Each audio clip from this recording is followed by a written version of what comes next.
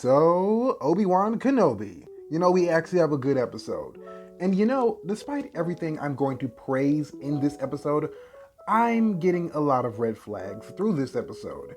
I'm not going to lie to you. First and foremost, turns out a lot of the leaks turned out to be somewhat true. At least it looks that way.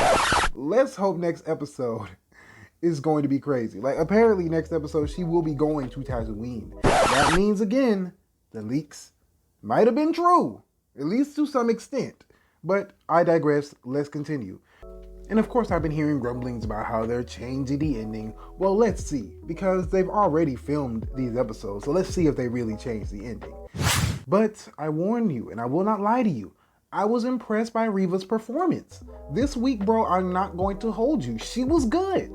Her performance, her emotion, I felt that. And I will not lie to you, it was compelling, okay? It got me. It really did. Disney Star Wars finally got me. I do not understand why a lot of Disney Plus episodes and shows, in either general, whatever you want to call it, they always start off lackluster or mid, but towards the finale and the ending of their shows or their subsequent releases, then they amp it up a bit. Then they give us what we want to see, and I don't understand why they continue to do that. Why not just have great content outright? It's like this episode was literally a complete and utter different show. It's almost like someone with talent actually started writing this episode. I don't know. At least to me, this felt like what it was supposed to be about. And that's what makes it so glaring. Whenever I watch these shows, you can always see that, it wants to do good things, but they always save the good stuff for either the trailers or the very tail end of the series, when that's no way to build an audience, nowhere near. It's like all of a sudden we get great cinema and great television, and everything about this episode I wanted throughout the entire show, and we did not get that, unfortunately. But for whatever reason, we had cheap looking Star Wars and really bad performances from Moses Ingram in these episodes. But this episode just brings forward every single problem I've had with the show, because it shows me that they have the potential to be a good show. They just don't want to do that. They want to push their little agenda in politics or, girl boss moments instead of showing us what we want to see. And I don't understand why they do this. So yeah, we'll see about these quote unquote fake leaks. We'll see if they're really fake. And the line Obi-Wan said to Reva about talking about some, "Oh, you're not bringing me to him. Oh, I'm bringing him to you." Bro, I thought this wasn't the Reva show, guys. And yet here you have literally the main character literally passing the baton to a different character. But it's not the Reva show, right? And Leia is still annoying for whatever reason. The one thing I don't like about young Leia is, why is she still here? And why do you make her a raging know-it-all brat in this episode? You are 10 years old. You have no authority here. And seriously, take her back to Bail Organa. You should have done that. That should have been your next stop from where you were last episode. I do not understand why they refuse to send her home. Seriously, is Kenobi kidnapping her now? And the crazy thing is, Leia is so smart and so intelligent. She is able, and I kid you not, able to somehow figure out how to work these mechanics and these weird vents that, a planet she's never been to because she's always been on freaking Alderaan for her entire life. So she should not know how to do any of this. She has been pampered throughout her entire life. It makes no sense. But despite all of that horrible stuff, they found a way to give me something I wanted. Hayden Christensen is finally front and center. Finally, it's Obi-Wan Kenobi and Hayden Christensen, otherwise known as Anakin Skywalker, in a full flashback. This should have been in episode 1, 2, 3, and 4, all the way up to now, and yet we got none of this. Hayden Christensen will be appearing in literally 2 episodes. Guys, I'm seriously dead ass. This is his actual full appearance that we just got all the way in episode 5. We have one more episode. That is freaking insane. I do not count those tiny ass cameos. I do not count that as an appearance, because anyone could have been in that character if you just, dim the light enough. So I'm confused. And big shocker, the Grand Inquisitor turns out to still be alive. Even though he came out of nowhere, it has never been alluded to him being alive throughout the entire series since his death. But they didn't just throw that in last minute. You know what I'm saying? It's no way. And I can hear you all in the comments now. Oh, but Maul got cut in half. You know what? I'm gonna give you that. I'm gonna give you that. I'm gonna give you that. But at least we had time with him to see him and to hear his story about how he survived. And this one, he just shows up. He literally just shows back up out of nowhere. And miss me with that part of his plan BS.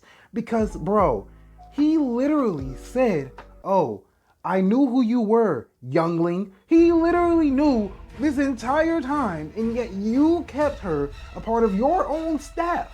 Why? Throughout the entire show that they've been communicating, he's been damn near impressed by everything that she freaking does. So don't give me that, oh, he just wanted to manipulate. Whatever, bro. How did Leia know what was wrong with Lola? How? How? She didn't build her, at least I don't think. It's been a minute. Also, and before you get in my comments saying anything about, oh, but Anakin built C-3PO when he was a child. Yeah, Anakin, the chosen one, the child of the Force. Yeah, of course he did it, dummy. Leia's not Anakin. But it's crazy to me how she knew exactly what the problem was immediately. And no one's talking about it. Literally, bro, she just knew what was wrong with her and immediately fixed her. Like, how did you know? In the last episode, Reva literally said, I put a tracker on their person. A tracker, not a remote controllable, you know what I'm saying, overrider type of thing for a droid. And Reva has the nerve to speak in front of Vader? You just got promoted. Don't get too big for your britches. Like, I remember that scene. Miss me with it, bro. And I'm sorry, but I will never understand why Obi-Wan Kenobi gave up his lightsaber in the, like even, bro, from what I've seen in the episode, they didn't even check his person. I could be wrong, but they did not check him. They just grabbed him and sat him down. And miss me with the, oh, they did it off screen. They would have showed it. The golden rule of filmmaking is show, don't tell. So miss me with it.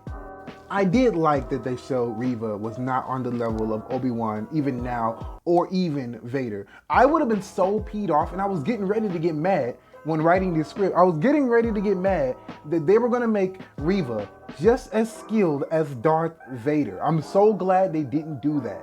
But I cannot lie. I cannot lie. With all my complaints, with all of my critiques, I will not deny that seeing Hayden Christensen and Ian McGregor lock swords again, I cannot lie to you, it was nostalgic. It really was. That was what I wanted out of this show. Flashbacks, you know, more development with Vader. And we barely got that until now. It took episode 5 for these showrunners to get their heads out of their asses and give fans of these prequels what we wanted. This is what we should have seen. Like, honestly, and I just don't like the way that they've been structuring how they tell these stories. They want to tell the story they want, but at the same time, they want pander to fans. They want to pander to fans at the last minute, and I don't get why they do this. I really don't. They do this in almost every single Disney Plus show. They want to shove whatever politics they want to shove into this show, but then at the same time, they realize the fans aren't liking it, so then they give us what we want to see. And I'm so tired of that, bro. They want to tell two different narratives. One fans came to see, and ones they want to inject. And it's so lazy and corny, and I'm tired of it. But I definitely enjoyed this episode. Despite my critiques, I enjoyed this episode so much. Honestly, it's getting a 10 out of 10 for me just off of Hayden Christensen alone, but if I was to be fair, honestly, given the leaks and given how everything's starting to slowly line up with the leaks, I cannot give this 100% 10 out of 10. I can't do that because by the looks of this show, I know where it's headed, and I'm not happy about where it's headed. So if I had to rank this episode, it's getting a 5 out of 10 just because of what it's setting up, and I do not like it. But yeah, that's my thoughts. If you feel differently, let me know. Peace.